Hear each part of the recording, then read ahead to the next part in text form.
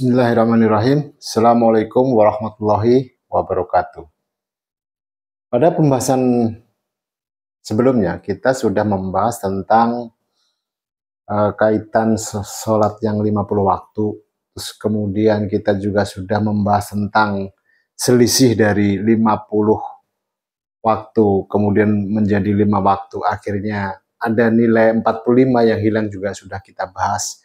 Sekarang ini kita akan membahas mengenai sholat 5 waktu itu sendiri, ya, dimana kita akan kita kaji bersama, kita akan urai bersama.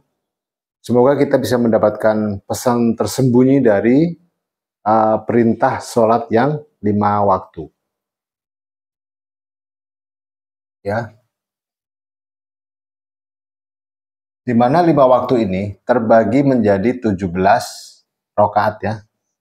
5 waktu ini terbagi menjadi 17 rakaat. Nah, di dua angka inilah yang akan kita jadikan sebagai dasar atau acuan kita dalam memberikan sebuah pemaknaan tentang suatu pesan, ya, di sini.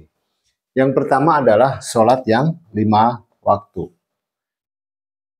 Kalau kita korelasikan dia menjadi surah dalam Al-Quran, surah kelima adalah Al-Ma'idah.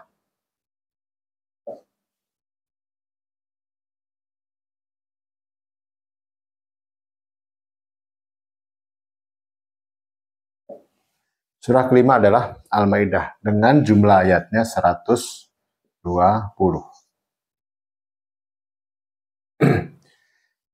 Ada hal menarik kalau kita melihat tentang Al-Ma'idah ini. Al-Ma'idah ini kan artinya hidangan, ya, hidangan.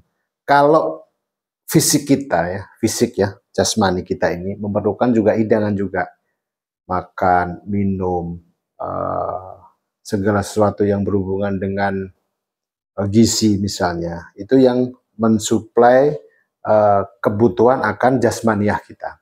Nah, bagaimana dengan kebutuhan batiniah kita? Karena ini juga sama artinya adalah hidangan.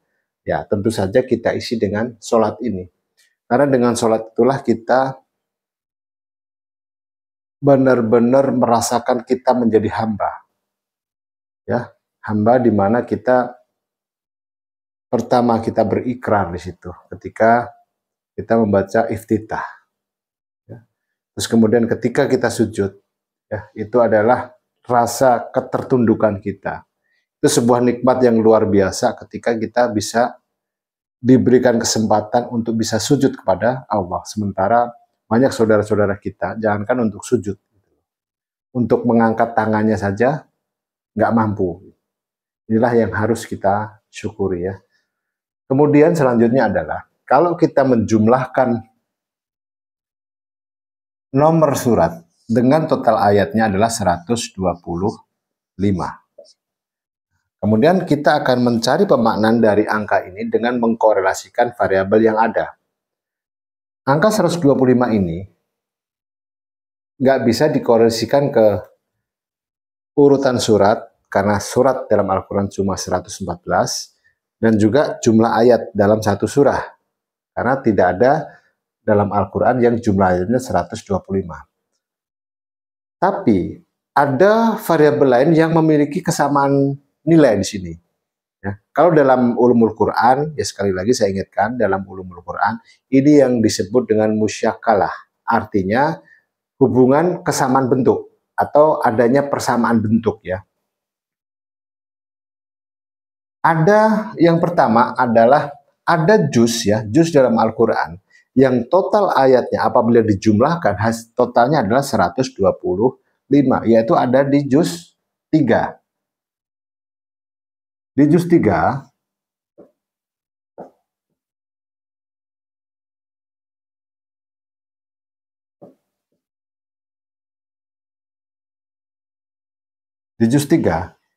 itu totalnya adalah 125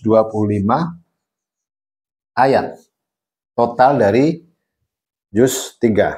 Nah, juz 3 pun sendiri juga tidak berdiri sendiri, ya, artinya ada suratnya gitu maksud saya. Yaitu suratnya adalah Al-Baqarah,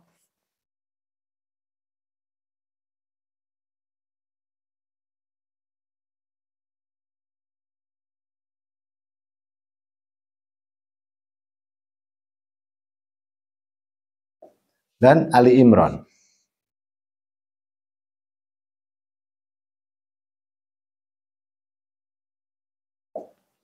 Al-Baqarah dan Ali Imran. Di sini ada satu hal yang menarik tentang surat Al-Baqarah dan Ali Imran jika ditinjau dari jumlah tanda rukunya di situ. Ya, jumlah tanda ruku atau disimbolkan atau dituliskan dengan huruf ain pada setiap pinggir halaman, ya, yang menandakan sebagai atau dipergunakan sebagai tanda berhenti membaca, yaitu tanda ruku. Pada surah Al-Baqarah di sini, ya, itu terdapat 8 tanda ruku. Ada 8 tanda ruku.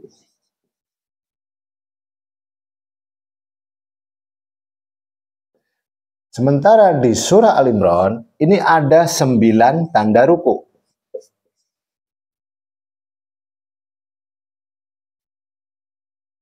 Ada 9 tanda ruku.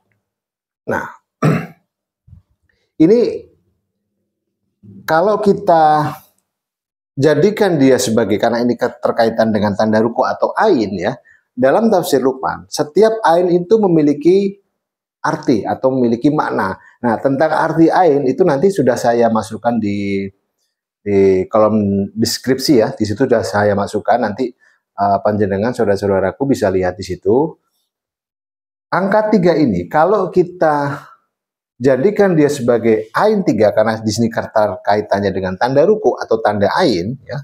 Di sini biasa tulis saja atau tanda ain, ya. Jumlah Al-Baqarah ada 8 tanda ain, Ali Imran ada 9 tanda ain. Nah, ini kalau kita jumlahkan adalah 17. Jadi dalam juz 3 itu terdapat 17 tanda ruku atau tanda ain. Ini sama dengan jumlah rakaat. Nah, bagaimana dengan kaitannya dengan sholat yang 5 waktu ini? Nah, disinilah menariknya. Ain 3, ya, sekali lagi saya ulang, ain 3 atau ain ketiga,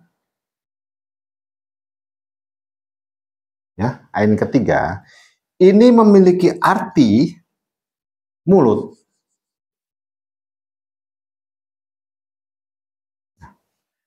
Mulut di sini adalah tempat keluarnya suara, ya kan?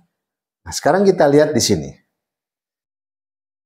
Di sini dibagi 8, di sini dibagi 9, ya.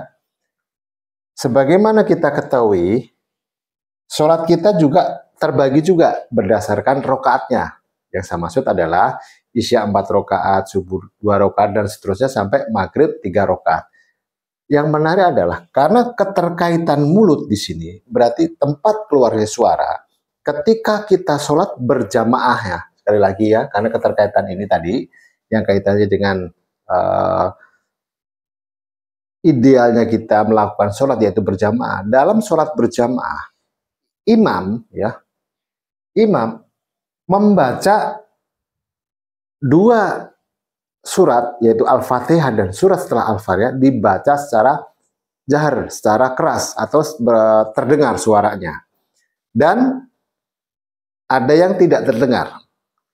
Ada 2 waktu sholat yang imam membacanya secara sir, ya, bahkan tidak terdengar, yaitu sholat zuhur dan sholat asar. Nah, kalau sholat subuh, sholat isya, dan sholat maghrib itu imam jahar, ya, bersuara dengan lantang. Nah, sekarang kita lihat di sini. Di sini 8. Di sini sebagai 4 plus 4 sama dengan 8, kan? Ya. Kemudian 4 plus 2 plus 3 sama dengan 9. Sesuai dengan ini. Ya. Ini adalah zuhur dan ini adalah asar. Ya. Ini adalah isya, ini adalah subuh, dan ini adalah maghrib.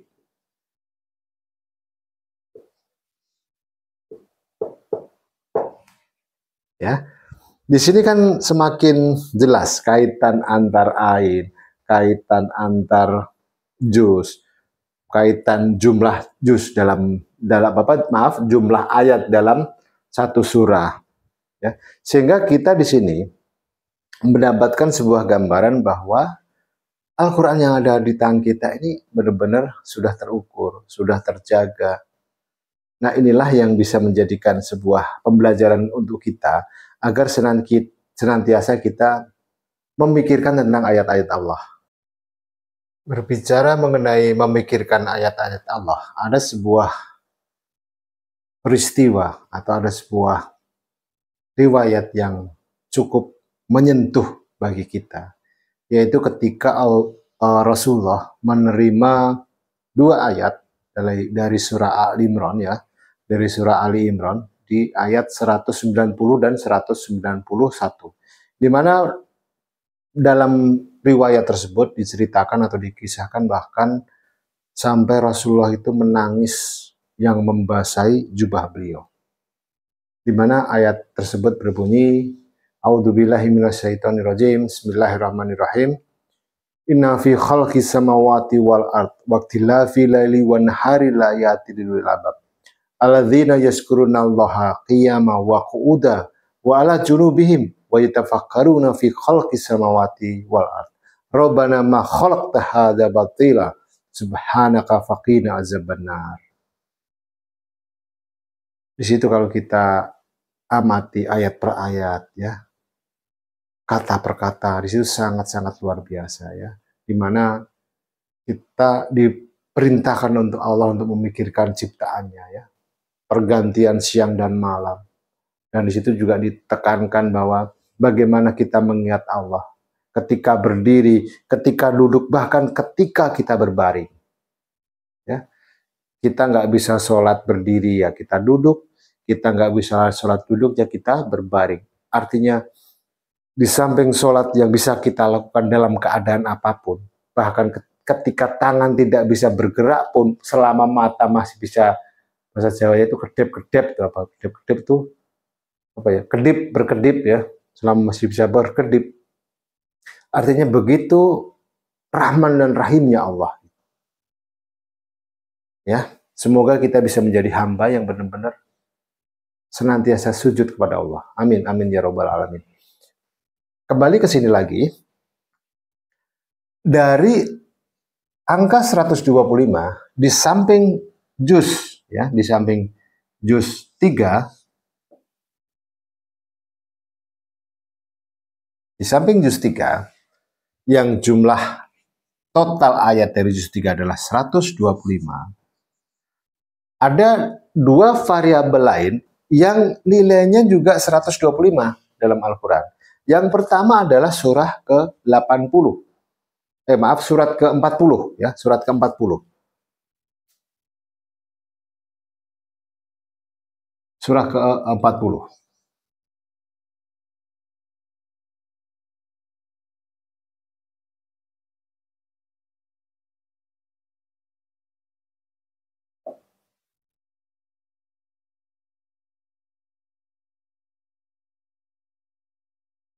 Surat ke-40 adalah Al-Mu'min, orang beriman. Ya, jelas, ini jelas kan? Yang membedakan kita dengan orang kafir, ya kan sholatnya. Yang membuat kita menjadi orang yang beriman, sekaligus orang yang beruntung di situ. Ada surah yang apabila nomor surah dengan total ayatnya dijumlahkan hasilnya juga 125, yaitu surat ke-79.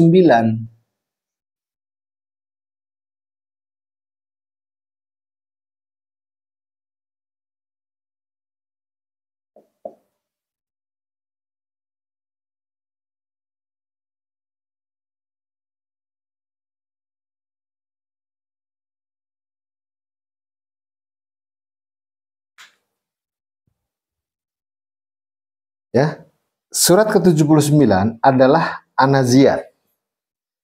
Jumlah ayatnya 46. Nah, 46 ditambah dengan 79, kan hasilnya 125. Jadi hanya 3 ini. Hanya juz 3, karena nilainya 125, atau total ayat dari juz 3 ada 125. Kemudian surah Al-Mu'minun dan surah An-Naziat. Sekarang kita breakdown lagi. Seperti sudah saya sampaikan, bahwa juz merupakan gambaran dari manusia. Di sini kita diberikan sebuah pilihan. Ya, sekali lagi, kita diberikan sebuah pilihan. Kalau kita merasa ya, sebagai hamba Allah, dikasih 2 pilihan. Ini kan berbicara tentang, juz kan berbicara tentang manusia. Manusia diberikan 2 pilihan. Ketika menjalankan atau tidaknya sholat. Yang jelas yang pertama adalah al-mu'min. Kita menjadi seorang yang beruntung. Menjadi seorang mukmin, ya. Saya anggap seorang mukmin itu seorang yang sangat beruntung. Kemudian kalau tidak, di sini adalah An-Naziat. An-Naziat di sini artinya apa? Malaikat yang mencabut.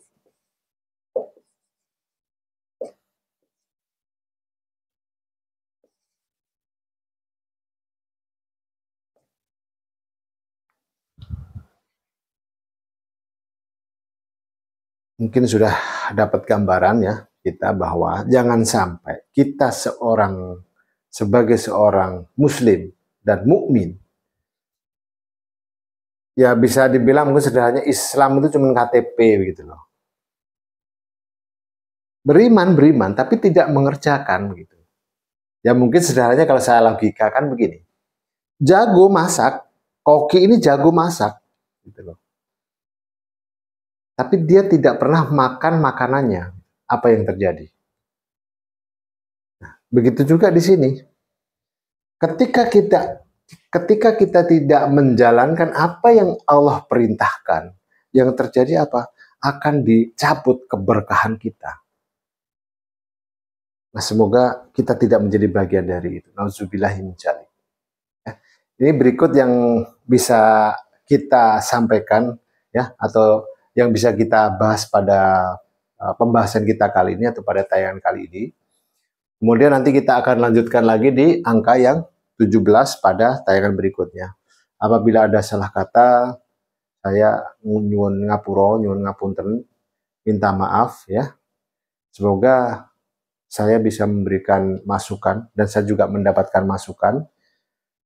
Wabillahi taufiq wal hidayah. Wassalamualaikum warahmatullahi wabarakatuh. Matur suwun.